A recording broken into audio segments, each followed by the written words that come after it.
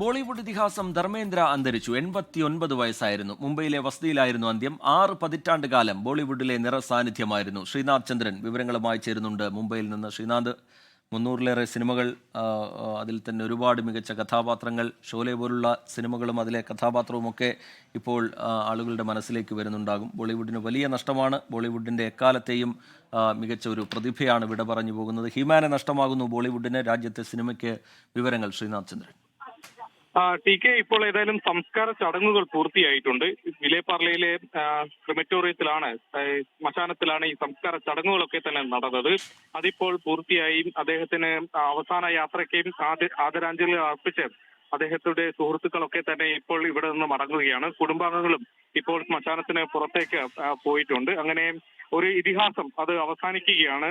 ധർമ്മേന്ദ്ര എന്ന 6 പതിറ്റാണ്ട് കാലം ഇന്ത്യൻ സിനിമയിൽ നിറഞ്ഞു നിന്ന, ഇന്ത്യൻ സിനിമയിലെ ഏറ്റവും തലയെടുപ്പുള്ള അഭിനേതാക്കളിൽ ഒരാളായ ധർമ്മേന്ദ്ര അങ്ങനെ ഓർമ്മയായി മാറുകയാണ്.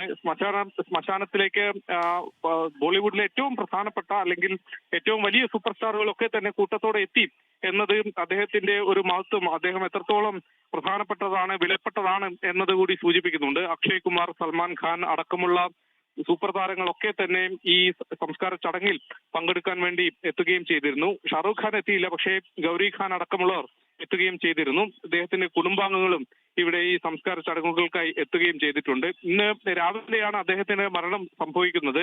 ഇന്നലെ രാത്രി അദ്ദേഹത്തിന്റെ ആരോഗ്യനില വളരെ മോശമായിട്ടുണ്ട് എന്നുള്ള വിവരങ്ങൾ വരുന്നുണ്ടായിരുന്നു. ഇന്നലെ രാവിലെ അദ്ദേഹത്തിന്റെ മരണം സ്ഥിരീകരിച്ചു. പിന്നാലെ ശ്മശാനത്തിലേക്കുള്ള മറ്റു നടപടിക്രമങ്ങളൊക്കെ തന്നെ പൂർത്തിയാക്കിയതിനു ശേഷമാണ് ഈ വിവരം പുറത്തേക്ക് ഈ കുടുംബം അറിയിക്കുകയും ചെയ്തിട്ടുള്ളത്. ഇപ്പോൾ ഏതായാലും അദ്ദേഹത്തിന്റെ മരിച്ച സമയമടക്കമുള്ള കാര്യങ്ങളിൽ ഒരു ഔദ്യോഗികമായ വാർത്താക്കുറിപ്പ് കുടുംബത്തിന്റെ ഭാഗത്തു നിന്ന് ഉണ്ടാകും എന്നത് നമ്മൾ പ്രതീക്ഷിക്കുന്നു. പ്രധാനപ്പെട്ട സമസ്ത മേഖലയിലുള്ള ആളുകളും അദ്ദേഹത്തിന് ഇപ്പോൾ ആദരാഞ്ജലികൾ അർപ്പിക്കുന്നുണ്ട്. ഏറ്റവും ഒടുവിൽ ഇപ്പോൾ മഹാരാഷ്ട്ര മുഖ്യമന്ത്രി ദേവേന്ദ്ര ഫഡ്നാവിസ് അടക്കമുള്ളവർ അദ്ദേഹത്തിന്റെ വിയോഗത്തിൽ ഉള്ള ആ ഒരു വേദന അത് രേഖപ്പെടുത്തുകയും ചെയ്തു. 60കളിലാണ് സിനിമയിലേക്ക് ധർമ്മേന്ദ്ര എത്തുന്നത് നമുക്കറിയാം. ഒരു സാധാരണ കുടുംബത്തിൽ നിന്ന്, ഒരു സാധാരണ ഗ്രാമത്തിൽ നിന്ന് ബോളിവുഡിന്റെ ഉയരങ്ങളിലേക്ക് എങ്ങനെ കയറാം എന്നത് സ്വപ്നം കാണുന്ന നിരവധി പേർക്ക് പ്രചോദനമായിരുന്നു ധർമ്മേന്ദ്ര.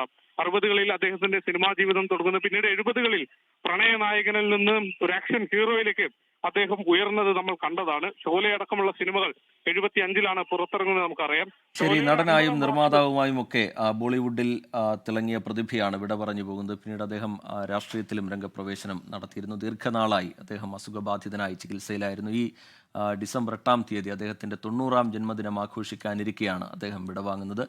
ലോകത്തെവിടെയായാലും ഏത് സമയത്തും 24 വാർത്തകളും ഓഗ്മെന്റഡ് റിയാലിറ്റി പാക്കേജുകളും എക്സ്പ്ലെയിനറുകളും വിശദമായി കാണാൻ ഞങ്ങളുടെ യൂട്യൂബ് ചാനൽ നിങ്ങൾക്ക് സബ്സ്ക്രൈബ് ചെയ്യാം.